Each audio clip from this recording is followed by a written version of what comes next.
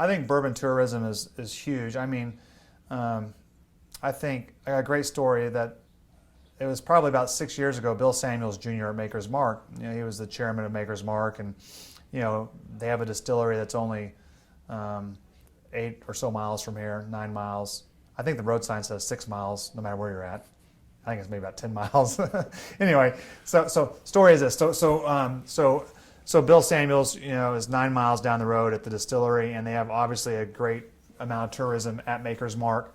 And Bill said, Brad, can we start taking tours of the cooperage? And I'm like, Bill, taking tours of a bourbon barrel cooperage, it's not the most conducive place to have the public.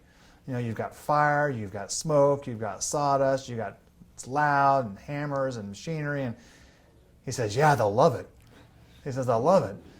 And I said, okay, Bill, let me sleep on this and think about it. And so then, I thought a lot about it, and how can we make it where it's conducive for the tourists? How can we make it where it's safe? And so I had this big elaborate idea to improve our appeal to tourists. I was going to build like a glass walkway or viewing rooms that would look into the cooperage. And so I said, Bill, okay, I've got this idea for our tour. We're going to put these viewing rooms and this glass walkway. And Bill says, no, Brad. He says, I want people to get dusty. I want them to get smoke in their face. I want them to hear all the noises. He says, they need to leave there smelling like a cooperage. So, we put some public bathrooms in and started offering tours to the public here. And, now we've had thousands and thousands of people go through each year, that come through the cooperage, and they leave here smelling like smoke and having dust in their hair. And the reason is because we actually have part of the process where we char the barrels. We actually have drapes that come down, send the smoke outside, doesn't go into the room.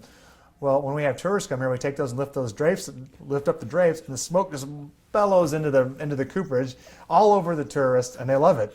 So they're all rubbing their eyes, getting the smoke out of their eyes, but the tourists leave here, knowing what a barrel is and knowing what a barrel smells like, and knowing what the real feel of a cooperage is.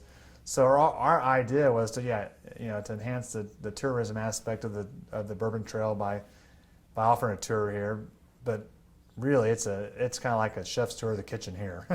There's no reason people can't come to Kentucky as a destination to visit distilleries, to taste what they have to offer, to see the cooperages, and to leave here a super fan, and I